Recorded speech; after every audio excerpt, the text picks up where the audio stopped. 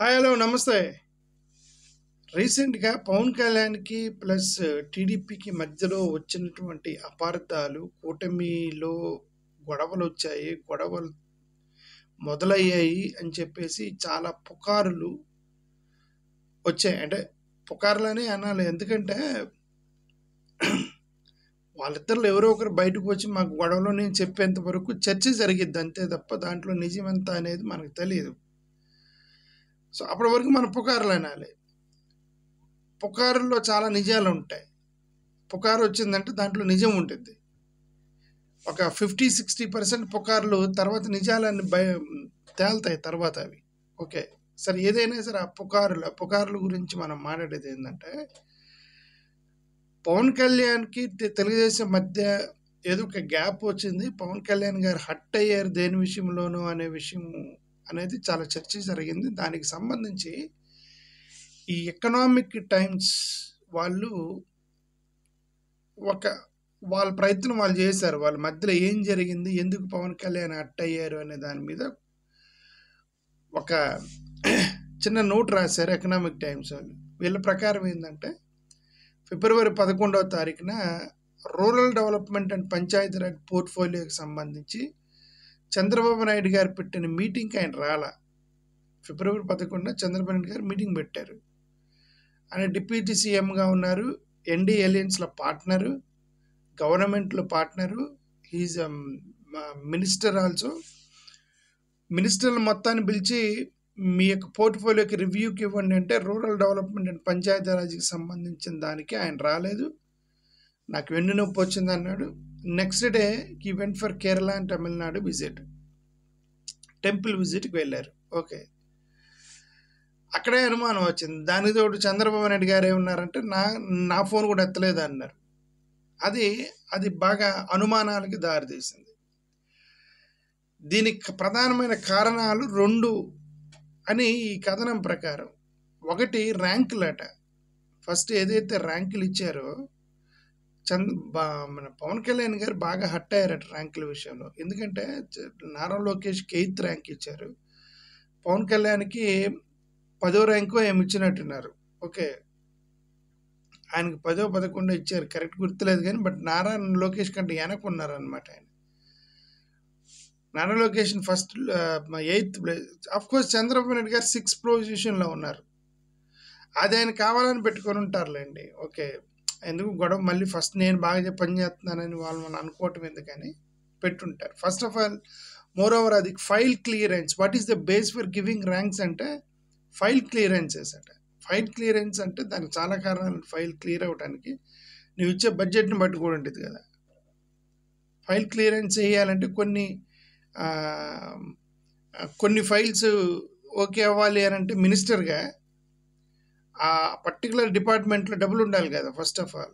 Okay, సరే ఇంకా నాకు జనరల్ పబ్లిక్ వచ్చినటువంటి కంప్లైంట్స్కి క్లియరెన్స్ గురించి మాట్లాడారా, లేకపోతే ఫైల్స్ క్లియరెన్స్ అండ్ డిపార్ట్మెంట్కి సంబంధించి డెవలప్మెంట్ యాక్టివిటీసా ఏంటి అనేది అంత క్లారిటీ లేదు. కానీ ఫైల్ క్లియరెన్స్ని బట్టి ర్యాంకులు ఇచ్చాడు ఆయన. ఓకే, చంద్రబాబు నాయుడు గారు ఆ ఫైల్ క్లియరెన్స్ కంటే మరి డబ్బులు ఉంటే కానీ ఆ పర్టికులర్ డిపార్ట్మెంట్లో అవ్వవు. అది బాగా బాధించింది అని ఈ కథనం ప్రకారం రాశాడు అతను. అదేంటంటే అంటే లోకేష్కి అయితే ఇచ్చారని ఒకవేళ బాధపడ్డాడో లేదు తెలియదు, కానీ తనకి 10 ఇవ్వటంలో బాధపడ్డాడు. ఎందుకంటే అతనే వంగలపూడి అనితే సరిగ్గా పని చేయట్లేదు, లా అండ్ ఆర్డర్ మొత్తం నాశనం అయిపోయింది, నాకు ఇవ్వండి నేను చూస్తానని అంటే ఒక వేరే మినిస్టర్ యొక్క పర్ఫార్మెన్స్ గురించి మాట్లాడాడు. He spoke about the performance of the other minister.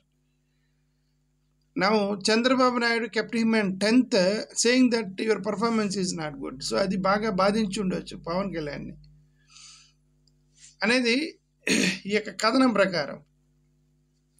ఇంకోటి పవన్ కళ్యాణ్ కూడా ఏంటంటే అదే ఇంకా లొకేషన్ వాళ్ళు లిఫ్ట్ చేస్తున్నారు. లొకేషన్ లిఫ్ట్ చేస్తున్నప్పుడు పవన్ కళ్యాణ్ గారు చంద్రబాబు నాయుడు గారి తర్వాత పెద్ద నాయకుడు నేనే ముఖ్యమంత్రిని అవ్వాలి, ఈ యొక్క ఎలియన్స్కి నేనే దీన్ని క్యారీ ఫార్వర్డ్ చేయాలనేటువంటి ఆలోచనలో పవన్ కళ్యాణ్ గారు ఉన్నారు. 100% పవన్ కళ్యాణ్ గారు ఉంటారు. ఎందుకంటే చంద్రబాబు నాయుడు గారి తర్వాత ఆయనే వయసులో పెద్దోడు. ప్లస్ ఈసారి సాక్రిఫైస్ చేశాడు. ఓకే, మిమ్మల్ని ముఖ్యమంత్రిని చేస్తానని ఈసారి సాక్రిఫైస్ చేశాడు. ఓకే, నెక్స్ట్ ఎలియన్స్కి నన్నే ముఖ్యమంత్రి అభ్యర్థిగా పెట్టండి అనే అవకాశం ఆ లోపల అనుకొని ఉండవచ్చు. బట్ దీన్ని డాష్ చేస్తూ లోకేష్ని వాళ్ళు క్యారీ ఫార్వర్డ్ తీసుకొచ్చారు. అది కూడా బాధించిందని ఈ యొక్క కథనం ప్రకారం అయితే. బట్ పవన్ కళ్యాణ్ గారు రీసెంట్గా ఒక 50 lakhs ఎన్టీఆర్ ట్రస్ట్ భవన్కి ఇవ్వటము, ఎన్టీఆర్ ట్రస్ట్కి సంబంధించినటువంటి అదేదో మీటింగ్కి వెళ్ళారు. అంటే అక్కడికి వెళ్ళి బాలకృష్ణ గారిని పొగిడారు. అక్కడ పొగిడిన తర్వాత maybe it is an indication that he's only open to compromise. దాన్ని కాంప్రమైజ్ అయ్యి ఆ హర్ట్ ఫీలింగ్స్ ఏమైనా ఉంటే పక్కన పెట్టి ప్రస్తుతానికి యునైటెడ్గా ఉండటానికి తను I mean he showing interest అంతేలేండి. ఇప్పుడు పవన్ కళ్యాణ్ గారు ఏమంటారు, ధైర్యం చేయటం వల్ల అతనికి నష్టం. పవన్ కళ్యాణ్ ధైర్యం చేసి బయటికి వెళ్తే జీవితంలో ఆయన ముఖ్యమంత్రి కాలేడు. ఎలియన్స్లో ఉన్నంత వరకు జీవితంలో ఆయన ముఖ్యమంత్రి కాలేడు. కావాలేడంటే వీళ్ళు పెట్టాలని కూడా పెట్టవచ్చు. ఆయన వల్ల ఉపయోగం ఉంది కాబట్టి పెట్టవచ్చు. ఒక 1 year 2.5 years. ఓకే, ఇంక దాని బదులు ఏమంటానంటే, మీరు జీవితాంతం కలిసి ఉండే ఎలియన్స్లు ఉన్నప్పుడు ఇక మెర్జ్ చేసుకుంటే పోతాయి కదా అంటే నా ఉద్దేశం. ఓకే, 30 సంవత్సరాలు ఎలియన్స్ కలిసి ఉంటాము, 30 సంవత్సరాలు కలిసి పార్టీలు నడుపుతాము అని అంటే ఇంక దానికి మెర్జ్ పోతాయి కదా. అండ్ మోరోవర్ రీసెంట్గా ఆయన కొన్ని టెంపుల్ విజిట్స్కి వెళ్ళారు.